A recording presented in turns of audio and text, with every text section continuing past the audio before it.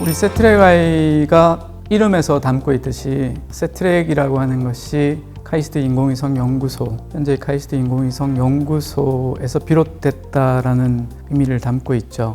당시 우리별 1호, 우리별 2호, 우리별 3호를 개발을 완료하고 계속적으로 그 개발을 유지하고 싶었고 더 나은 시스템을 개발하고 싶었던 상황에서 사실 90년도 말에 우리나라가 국가적으로 경험했던 경제 위기라고 하는 것은 우리가 원했던 것과 좀 달리 방향이 결정됐던 것 같아요.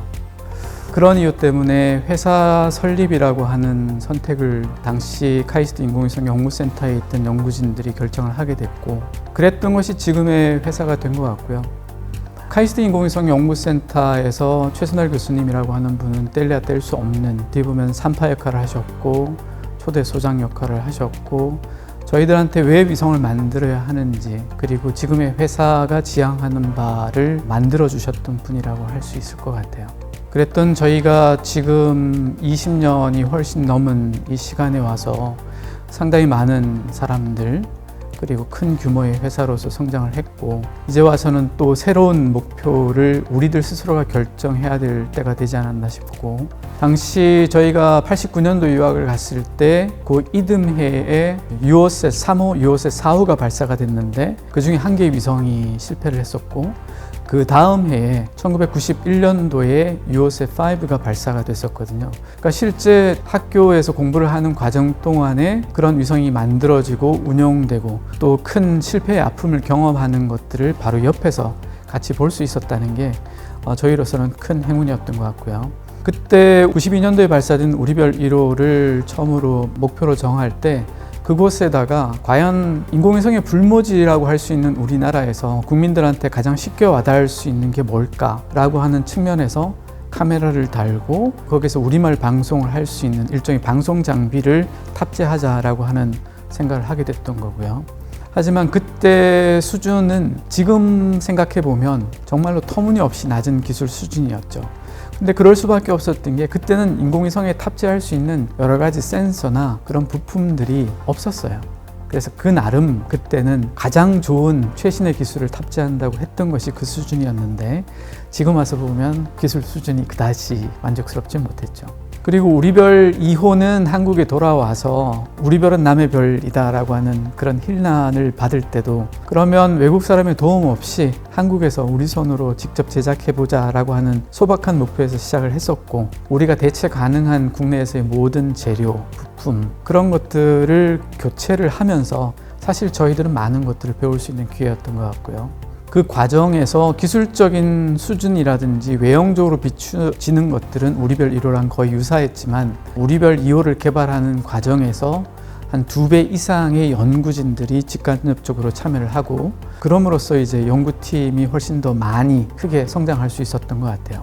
그에 반해서 우리별 3호는 99년도 5월 26일 날 발사가 됐는데, 그 기간 동안에 우리별 1, 2호의 어떤 설계로부터 완전히 탈피해서 그 당시에 유행했던 상용 기술들이 채용하고 있던 기술들을 저희가 이제 선택적으로 채용을 해서 그런 것들을 탑재를 하고 기술 시험을 함으로써 사실 실험급 위성을 지금의 세트랙I가 만들고 있는 위성들에 채용되는 기술들을 다 일일이 시험할 수 있었던 좋은 기회가 됐던 것 같아요. 말레이시아의 라작셋은 사실 회사가 설립된 바로 그 해부터 시작을 했었어요. 카메라 쪽만 약 300만 불 가까이 되는 4월 달에 계약을 하게 됐고, 그 이듬해 2001년 10월 달에 위성 본체까지 함께 계약을 함으로써 전체 위성 프로젝트가 진행이 됐는데, 위성이 발사된 거는 2009년도, 그러니까 상당히 오랜 시간 뒤에 발사가 됐죠. 그렇게 오랜 시간이 걸렸던 이유는 라작셋이라고 하는 위성이 발사하려고 했던 궤도가 적도면을 도는 거기 때문에 일반적인 발사체들은 그런 궤도를 제공을 해주지 못하는 상황이었었어요. 그래서 여러 가지 발사체를 검토하고 또다시 결정하고 하는 과정에서 시간이 많이 걸렸고, 최종적으로 앨런 머스크가 만든 스페이스X의 팔콘 1이라고 하는 발사체를 이용을 함으로써 2009년도에 발사가 됐던 거고요. 그 이후에 라작셋의 경험을 바탕으로 해서 아랍에미레이트 두바이 쪽에서 2005년도에 계약을 해서 2009년도에 발사를 하게 됐네요. 그 위성은 두 개는 거의 동일한 형태의 위성이었고요. 대신 이제 러시아의 발사체를 타고 올라간 그런 케이스인데, 말레이시아의 라작셋은 발사체를 선정하는 과정에서 걸린 예상치 못했던 딜레이도 한 가지 요소이긴 했지만, 실제 우리가 만들어 봤던 위성에 비해서 훨씬 해상도가 높은 카메라를 탑재하고 있었고, 위성도 훨씬 컸기 때문에 우리가 예상하지 못했던 기술적인 어려움들이 많이 있었어요. 그래서 위성을 전체 4개의 모델을 만들 만큼 많은 반복적인 행위들이 이루어졌었고, 그리고 다행스럽게 발사가 지연됨으로 인해서 거기에서 갖고 있던 기술적인 문제들을 해결하기 위해서 우리가 더 많은 시간을 투입할 수 있었고, 그나마 그래서 그 정도의 성과를 거둘 수 있었던 것 같아요. 사실 두바이 쪽에서는 처음에 저한테 연락이 왔을 때 저는 이거 사기 아니야? 라고 생각했을 정도였었어요. 2005년도 한 10월 정도에 저한테 처음으로 연락이 왔을 때, 연락을 하신 분이 당시 제가 알고 있었던 분은 호주 대학의 교수를 하던 분이었고, 그분이 두바이에 가서 두바이의 위성 프로그램의 첫 기획을 담당해서 했던 분이에요. 물론 그분은 아랍 태생의 교수님이었고요. 그분이 저랑 예전에 이제 대전에서 몇 차례 만났었던 기억이 있었고, 그래서 저한테 말레이시아와 하고 있는 프로젝트를 아니, 그 이야기를 좀 들어보고 싶고, 그런 유사한 프로젝트를 두바이에서 해보고 싶다라고 하는 이야기를 저한테 전화로 왔었죠. 그래서 긴가민가 하고 있던 중에 마침 이제 말레이시아 프로그램이 발사가 계속 지연되고 있는 상황이었었고, 우리도 뭔가 새로운 일이 필요하던 상황에서 같이 일하던 친구들이 믿자 본전인데 한번 가봐. 그래서 가보게 됐고, 막상 가보니 제가 생각했던 우려스러웠던 상황보다는 훨씬 일이 구체적으로 진행이 되고 있었었죠. 그러고 나서 이제 급물살을 타가지고 2006년도 봄에 이제 그 프로젝트가 계약이 됐으니까, 사실 첫 만남부터 계약까지 이루어지는 데는 거의 6개월도 걸리지 않았던 것 같고요. 그리고 그때 두바이의 룰러였던 셰이크 모하메드 알 막툼이라는 분이 연구소를 새로 만들어서 그 연구소를 소개하기를 두바이에 한국의 카이스트 같은 연구기관을 만들고 싶다.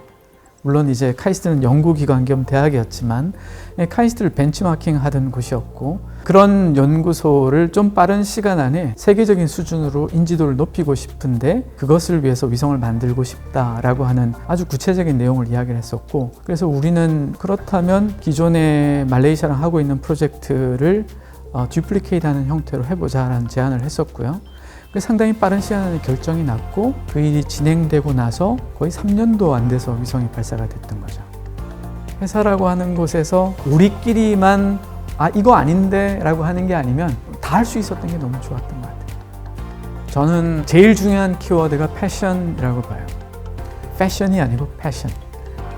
정말로 우주라고 하는 게, 우리가 원하는 우리 별을 만드는 게 내가 하고 싶은 일이다 라고 하는 거, 그거여야 여러분들이 고생하고 그 꿈을 이뤄나가는 과정, 그 이후에는 정말로 달콤한 리워드가 올 거라고 생각해요.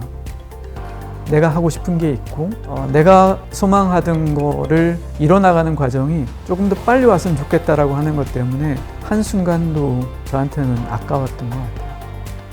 바람은 있겠죠.